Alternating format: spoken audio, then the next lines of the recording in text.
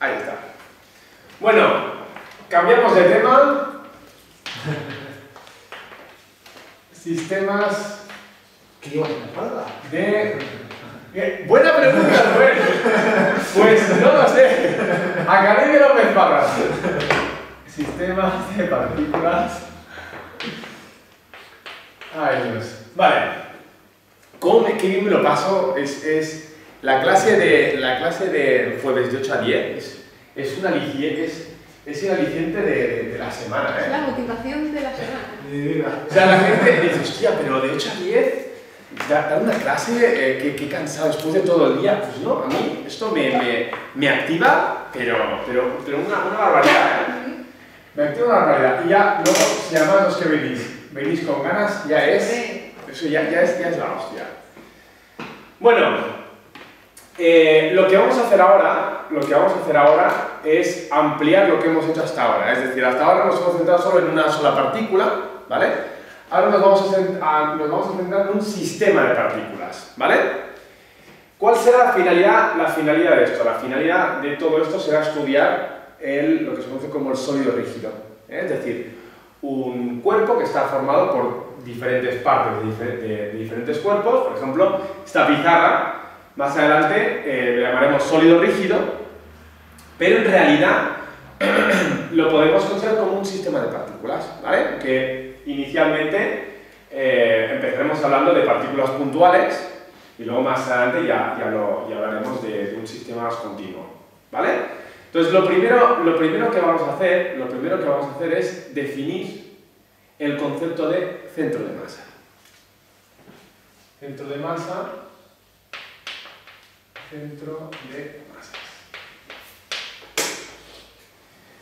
Vale, ¿qué es el centro de masas? El centro de masas, físicamente hablando, sería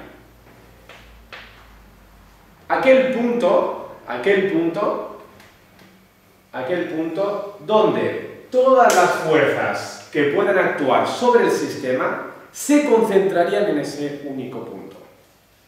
O dicho de otra forma, si yo tengo un sistema de partículas, por ejemplo, aquí una partícula, aquí otra y aquí otra, y están actuando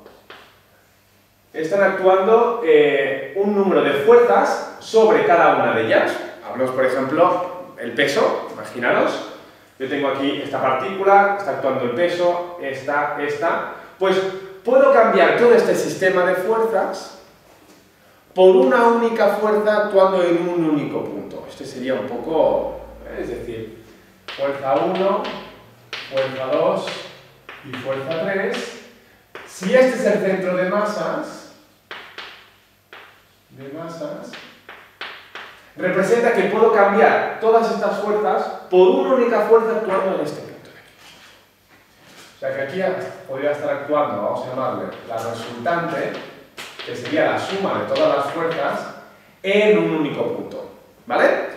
Dicho de otra forma, por ejemplo, todo el cuerpo humano es un sistema de partículas, está el brazo derecho, el brazo izquierdo, que en realidad cada término sería un sólido rígido, pero yo lo puedo cambiar por cada centro de masas de cada trozo y luego encontrar el centro de masas conjunto, ¿vale?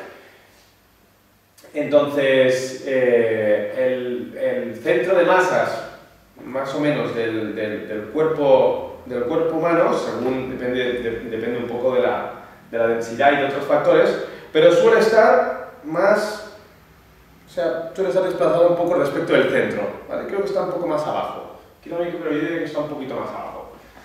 No, está un poquito más arriba de lo que sería el centro. En el caso de, por ejemplo, la pizarra, si el cuerpo es homogéneo, ¿vale? Quiere decir que la masa está repartida en proporción por igual, estaría justo en la mitad. Por ejemplo, en este caso, si esto vale, supongamos que esto mide 1,50 m, ¿vale? Y esto mide también 1,50 m, supongamos, estaría justo en la mitad, el 1,50 m es justo la mitad del 1,50 m. Esto sí es homogéneo, ¿vale? Ahora ahora veremos con qué expresión se puede calcular el centro de masas, pero el concepto sería este. Es un punto representativo de todo el sistema donde toda la fuerza se va a concentrar justo en ese punto de ahí. ¿Vale? Vale, entonces, ¿qué sería la posición del centro de masas? Posición del centro de masas. Vamos a abreviar centro de masas, CM. ¿Vale? ¿Qué sería la posición del centro de masas? Bueno, el centro de masas ya conocemos que es la posición del centro de masas. Para definirlo, vamos a coger un sistema de referencia. Aquí vamos a coger diferentes partículas. Supongamos que mi sistema de partículas es M1, M2 y M3. ¿Vale? Entonces, lo que vamos a hacer ahora es, según mi sistema de referencia, voy a trazar diferentes vectores hacia cada partícula. Esto sería R1, esto sería R2 y esto sería R3.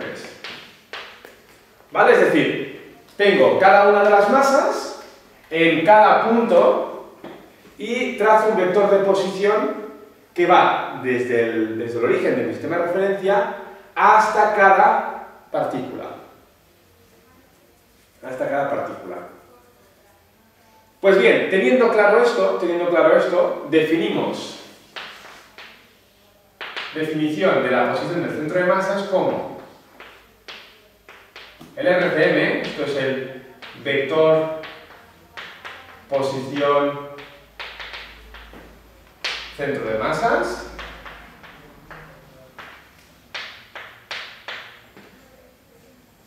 la definimos como el sumatorio, en realidad, bueno, lo vamos a definir de forma discreta, el sumatorio de cada partícula, donde I es la partícula I, de cada masa por cada vector de posición de cada partícula, dividido entre la suma de cada masa. O sea, en este caso sería M1 por R1 más M2 por R2 más M3 por R3, dividido entre M1 más M2 más M3.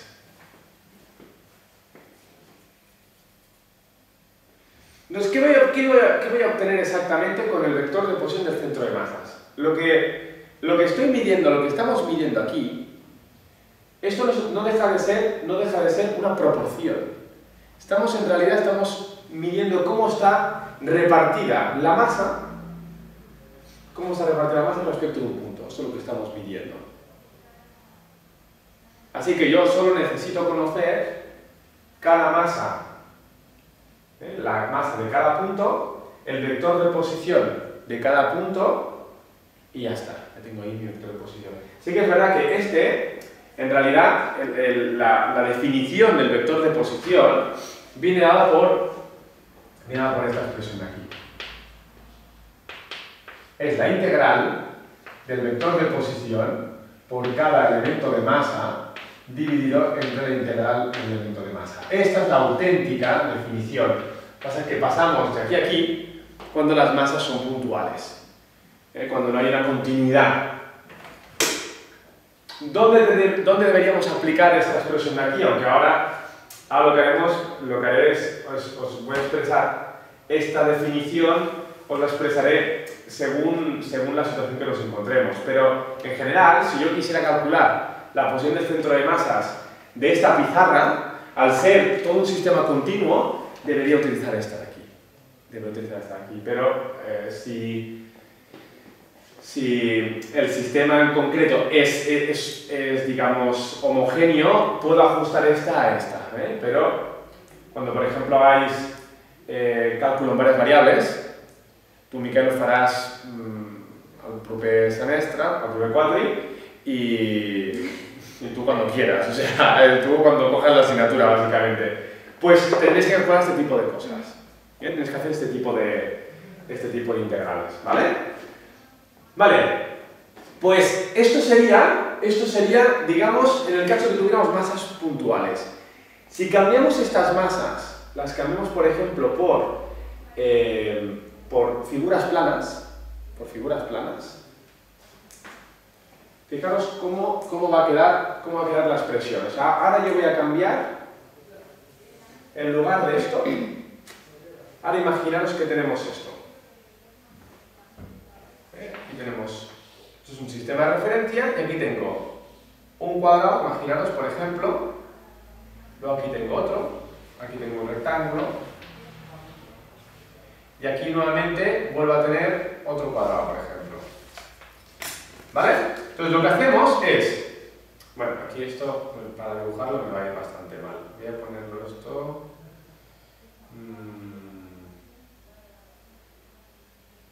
Voy a ponerlo aquí. 1, 2, y esto lo voy a poner aquí abajo. Ahora entenderéis por qué lo estoy cambiando, ¿eh? Pero imaginaros que en lugar de partículas, de masas puntuales, tengo, digamos, figuras planas y homogéneas. ¿Vale?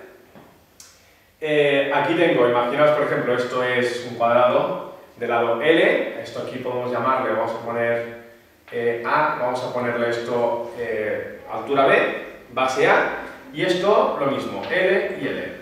¿Vale? Pues mi forma, digamos, la expresión de la posición del centro de masas, cuando yo tengo, por ejemplo, este sistema, fijaros que este sistema, yo lo que voy a hacer es voy a considerar que estas tres piezas son como tres masas puntuales. ¿Dónde? Claro, cuando antes hablábamos de partículas, la partícula es un punto.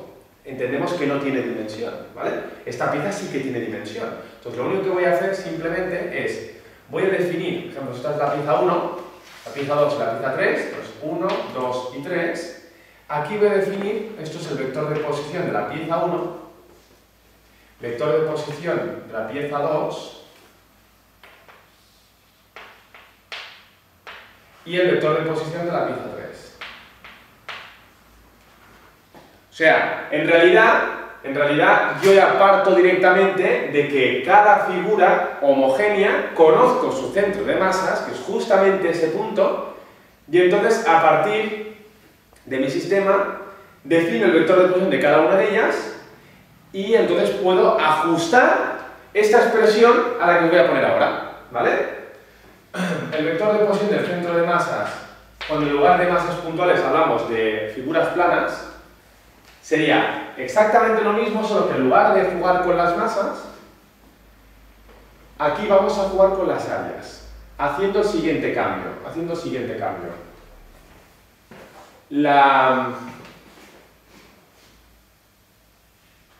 La masa, si yo quiero calcular la masa de una pieza plana, necesito conocer su densidad. La densidad me habla de la proporción masa-área que suele tener, pero en general yo puedo definir, hay digamos tres tipos de densidades, ¿vale? Está la densidad lineal, que es la proporción de masa por unidad de longitud. La densidad superficial, esto es densidad lineal. Densidad lineal. Esta es la densidad superficial. De esto, densidad superficial. Esto no va a entrar mucho en el tema, pero ya que estoy lo defino. Que es elemento de masa por elemento de área. Y finalmente, en el caso de que tuviéramos volúmenes, es la volumétrica. Densidad volumétrica, que es elemento de masa entre elemento de volumen. Pues bien, yo tengo estas tres. En el caso de que tenga, esto, voy a hacer aquí un dibujo, así un poco cutre, pero si esto es, por ejemplo, imaginaros masa en una línea, esto es una línea muy delgada, Esto sería un elemento de masa y lo que ocupe es un elemento de longitud. ¿Vale? ¿Qué quiere decir esto? Esto quiere decir, imaginaros que yo tengo una varilla y cojo y pego un corte en esa varilla. Y cojo esa varilla peso, es decir, intento medir qué masa tiene, y además intento medir su longitud, ¿vale?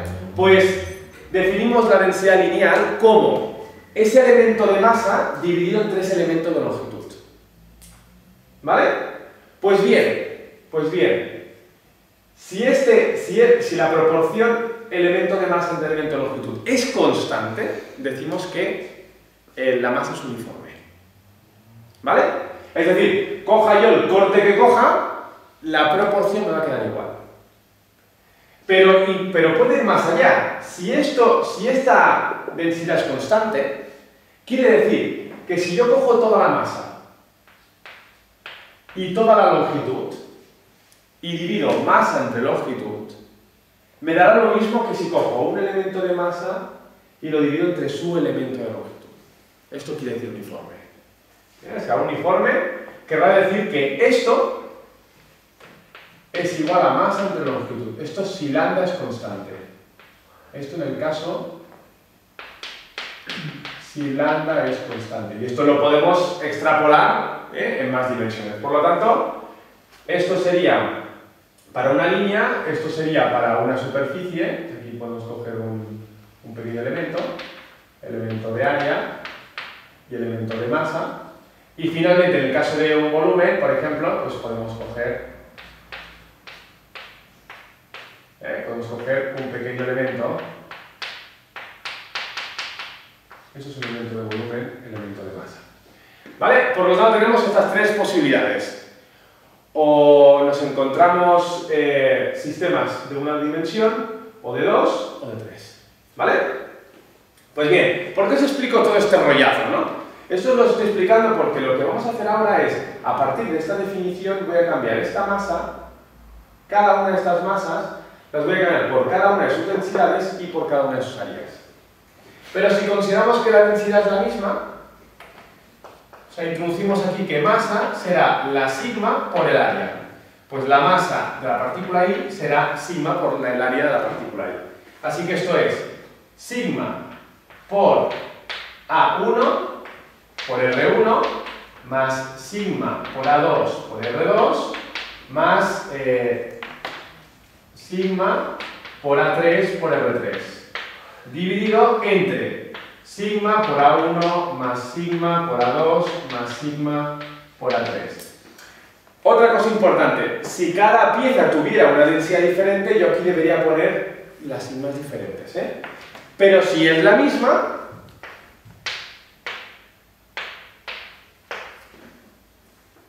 yo cambio directamente, puedo hacer un cambio directamente entre masa y área. Ya está. Entre masa i área. Un problema d'aquests et posarà, Miquel, em sembla que alguns entregables i tal que has de fer, no, d'aquestes et posaran fijo, Por lo tanto, fijaros que yo puedo conocer el centro de masas de todo este sistema sabiendo el área de cada pieza y sabiendo la posición del centro de masas individual de cada pieza. No sé que esto finalmente me quedaría así. Esto fuera, esto fuera, esto fuera. Esto es una de las ventajas de dar clase, que uno puede borrar, no tiene que volver a escribirlo otra vez. En cambio, el que está copiando tiene que escribirlo 2 veces. Sí, ya lo reí. ¿Verdad? Eso es una de las cosas, cuando yo era estudiante me pasaba igual, decía, hostia, el profesor, tú, qué cabrón, ahora ha cogido y él lo borra y yo tengo que volver a copiarlo otra vez, ¿sabes? Pero claro, si luego quieres enterarte exactamente qué has hecho, tienes que copiarlo 2 veces. Vale, pues esto es el vector de posición del centro de masas, con lo cual ya matemáticamente ya sabemos calcularlo, ¿vale? Hay un truco para, de forma rápida, encontrar el centro de masas de un sistema. Y es poniendo un pivote justo debajo. Por ejemplo, si yo quiero, esto lo he hecho muchas veces, te pido que coges un tenedor, ¿no? y quieres ver si eres capaz de aguantarlo en un dedo, ¿vale? ¿No lo habéis hecho nunca? Mucho. Cada día. La Rebeca me entiende porque estas cosas a veces pasan, ¿no? Estás ahí y tal, estás ahí pensando y luego dices, hostia, ¿cómo? ¿cómo se aguantará? Y entonces empiezas a mover el tenedor y justo cuando está en equilibrio, justo ese punto, ahí está el centro de masas. Es una forma rápida de encontrar el centro de masas. Para los niños que estén viendo el vídeo, ojo con los tenedores, porque... Con un palito de fondue me costó encontrárselo, que conste, que ayer lo hice. Con los bolis los que tienen tinta cuesta. ¿Cómo te peleó de eso, tío? Qué envidia, Ya estás comiendo. Bueno, ¿preguntas? Sé que está un poco liado, pero yo creo que más o menos se ha entendido, ¿no?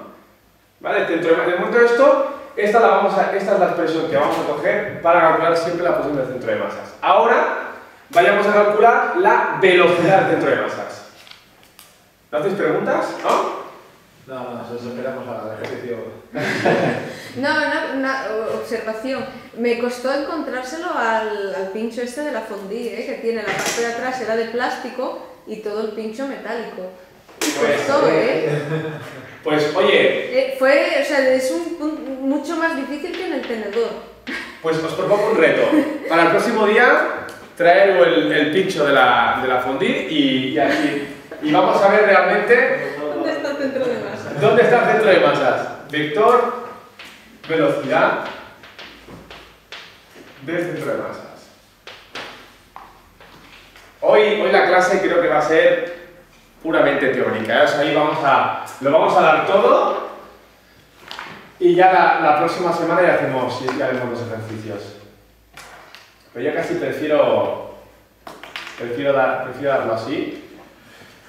Si luego veo que dormís y tal, entonces ya ves lo que hago. Me pongo aquí a hacer malabares o qué sé.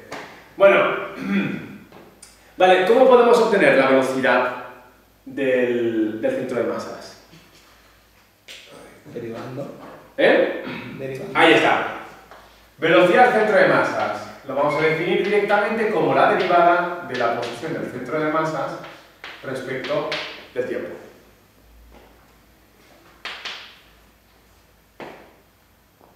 Pero, como la posición del centro de masas la conocemos la expresión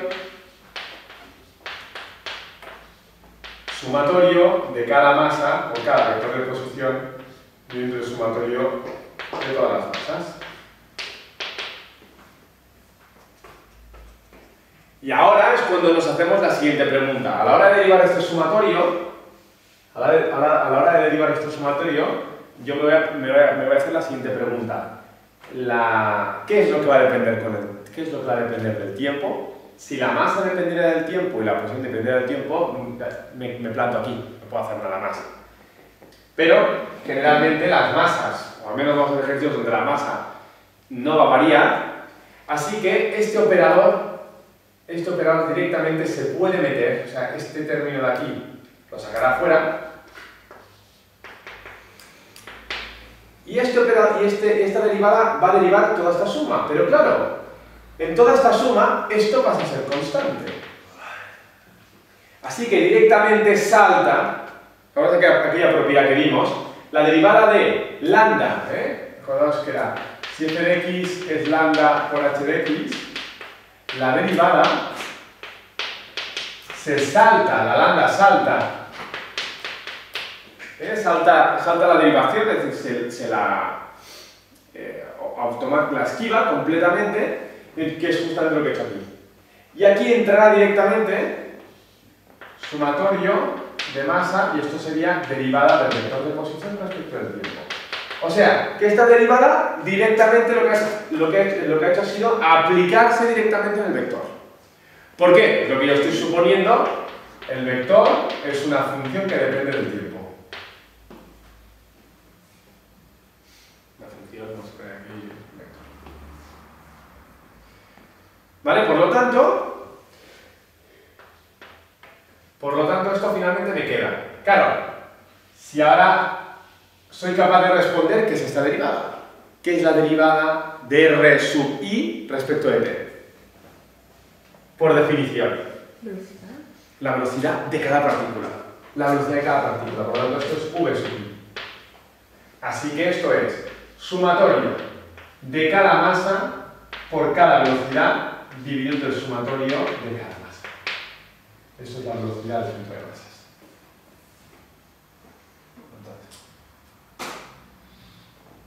Por lo tanto, si yo conozco la velocidad de cada partícula y conozco la masa de cada partícula, puedo conocer la velocidad del centro de masas de todo el sistema. Este tema tiene cosas muy chulas, muy chulas. Por ejemplo, una de ellas explicaremos qué ocurre cuando lanzas un cohete en forma de tiro parabólico y explota en un cierto punto. Podemos llegar a explicar exactamente, o podemos llegar a encontrar la posición de cada trozo aplicando justamente esto de aquí. O sea que, en realidad, por ejemplo, la física y las bases, ¿para qué sirven? Pues, bueno, sirven para tantas cosas que realmente... No sirve para nada, que no se engañen tú. Vale, ya tenemos aquí la velocidad del centro de masas, ¿vale? ¿Qué falta definir ahora? La aceleración, ya que estamos, ¿no? Pues la aceleración del centro de masas. Vamos a definir aquí aceleración del centro de masas. Bueno, aquí no lo he hecho, pero en el caso anterior, aquí pondríamos masa 1 por V1 más masa 2 por V2 más masa 3 por V3. Aceleración del centro de masas. ¿Por qué sería importante hablar de la aceleración del centro de masas? O sea, muy importante, por ejemplo, que cuando analicemos las fuerzas sobre un sólido rígido, estas van a provocar una aceleración justo del centro de masas, ¿vale? Por lo tanto, será importante conocer qué es la aceleración del centro de masas. Pues bien, por definición, la aceleración del centro de masas, ¿qué es? La derivada de la velocidad del centro de masas con respecto al tiempo.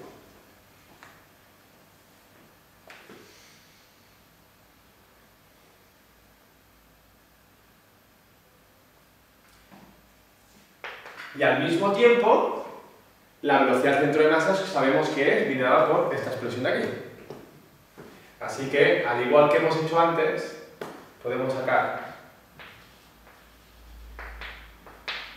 suponiendo que el sumatorio de las masas es constante, y entonces ahora vamos a derivar directamente esta expresión, derivada respecto de t, de este sumatorio de cada masa por cada velocidad. Pero, como hemos dicho antes, esta constante sale fuera. En realidad fijaros que lo de salir fuera hay que ir con cuidado, porque claro, si cada masa es diferente y cada velocidad es diferente, yo no puedo sacar factor común. O sea, en realidad esto que estoy haciendo aquí es un poco de aquella manera, Pero si yo lo hiciera para cada término, al final directamente podría decir que esta derivada entra hasta el vector velocidad. Así que esto me quedaría sumatorio de cada masa por la derivada de cada vector velocidad respecto del tiempo, dividido entre el sumatorio de cada masa. Ojo con esto porque uno dice, ostras, no me puedo cargar esto y esto. No, porque esta masa está multiplicando a cada elemento de esta derivada. O sea, no es que esto esté afectando como factor común, ¿vale? Sino que esto es un solo término, pero estos son dos términos multiplicando. Entonces no puedo cargarme una con la otra. Por esto, finalmente,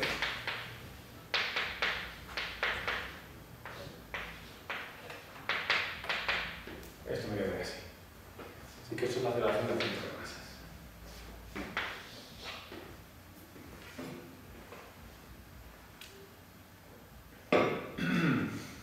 Sería... No. Digas. Esto lo veis, ¿no? Es decir, esto en realidad, esto de aquí sería masa 1 por derivada v1 respecto de t, masa 2 por derivada de... Pues claro, no me lo puedo cargar, básicamente porque esto no es factor común, Esto al final digamos que multiplicaríamos a cada masa, la multiplicaríamos por su prueba de aceleración. ¿Vale?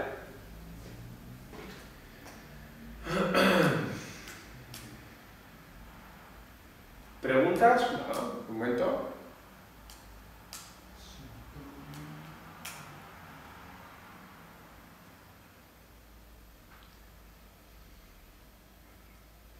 Vale, pues iba a poner un ejemplo, pero como la próxima semana van a ser todos ejercicios, creo que prefiero seguir, vamos a seguir con la teoría. A no ser que digas, oye, pon un ejemplo. Pero si no hay peticiones, ¿no? Me gusta que directamente... Segundo por el final, 10 segundos. Vale. ¿Perdona? No. Entonces, en realidad, fijaros que para conocer la aceleración del centro de masas, yo no necesito, una forma sería conocer cada aceleración de cada trozo y cada masa, entonces ahí puedo conocer la aceleración del centro de masas. Pero en la práctica no lo vamos a hacer así. En la práctica, para conocer la aceleración del centro de masas, yo lo que voy a hacer es voy a analizar todas las fuerzas que están actuando sobre el cuerpo y eso automáticamente, gracias a la segunda ley de Newton, me da información de lo que es la aceleración del centro de masas. ¿Vale? Así que esto es digamos, una definición que en un momento dado la puedo utilizar, pero en la práctica no es muy útil, a no ser, repito, que yo conozca cada trozo. Cuando hablamos de una explosión entre dos cuerpos, si yo conozco cada aceleración de cada trozo, sí que podría saber la aceleración del centro de masas total. Pero ya luego explicaremos cómo se puede calcular. ¿Ya está, Rubén? Sí. Vale. Pues ahora vamos a entrar en materia mucho más potente. Vamos a empezar hablando de lo que se conoce como momento lineal. Momento lineal, quizá os suene como cantidad de movimiento también, momento lineal o cantidad de movimiento. Momento lineal de una partícula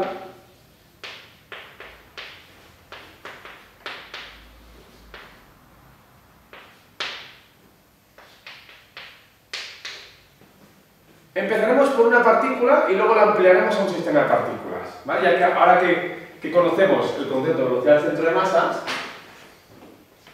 nos será un poco más fácil. Vale, imaginemos una partícula, ¿vale? Con una cierta masa m y una cierta velocidad v, ¿vale?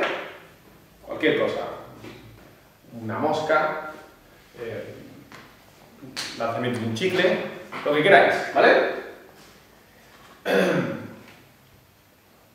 Pues bien, definimos el momento lineal con el vector p. Y p, representarlo como si fuera minúscula, no lo pongáis... vamos a poner aquí para que veáis que es diferente, p minúscula, ¿vale? El momento lineal de una partícula es la masa de esa partícula por la velocidad de esa partícula. Entonces, ahora voy a empezar a entrar en conceptos y voy a intentar ser muy preciso, porque aquí es donde uno tiene que entender bien la diferencia entre uno y otro. Aquí puede haber bastante confusión y bastante lío. Fijaros una cosa, hemos definido esto. En realidad la cantidad de movimiento bien no sabemos qué es. Solo sabemos que es una magnitud que en física, en determinadas situaciones, se conserva. Y es muy importante, pero no sabemos qué es. Pasa un poco como la energía, no sabemos bien qué es, solo sabemos que es algo que se conserva, ¿vale? Pero resulta que este vector, cuando dos cuerpos interaccionan, en algunos casos se conserva y por lo tanto es importante para estudiarlo. Pues bien, imaginemos, por ejemplo, que yo tengo aquí un cuerpo y otro cuerpo, ¿vale? Imaginemos que esta partícula, masa m1, lleva velocidad v1 y esta es una partícula más m2 y a velocidad v2. ¿Vale? Pues bien, imaginaos que chocan. Las dos partículas chocan. Ahora no entraremos en qué tipo de choque es, porque dependiendo del tiempo de exposición será un choque u otro, pero estas dos partículas chocan y al final se acaban separando, es decir, el choque es completamente frontal, ¿vale? Están un instante de tiempo juntas y luego después del choque cada una de ellas. Este esquema volveremos muchas veces porque esto es algo que da mucho juego. ¿Vale? Entonces, lo que quiero que analicemos aquí es la diferencia, quiero que aquí entremos mucho en la diferencia entre conservación del momento lineal de una partícula o lo que más adelante veremos, lo que es la conservación del momento lineal de todo un sistema. ¿Vale? Cuando dos partículas chocan, o bien, por ejemplo, esta choca con una pared o con lo que sea, y cambia de sentido, aunque vuelva con la misma velocidad de antes, el vector de velocidad ha cambiado. Y por lo tanto, la cantidad de movimiento ha cambiado. ¿Vale? Así que, si aquí defino P sub 1 y aquí P sub 1', estos dos vectores son diferentes. Por la velocidad, ¿no? O bien, porque cambia el módulo de velocidad, es decir, que aquí inicialmente iba 5 y aquí va 2, o por el hecho de que cambie de sentido. Cuando un vector cambia de sentido, el vector cambia. Por acordaros que el vector era aquella magnitud que viene definida por el módulo, dirección y sentido. Con lo cual, cambia una de ellas, cambia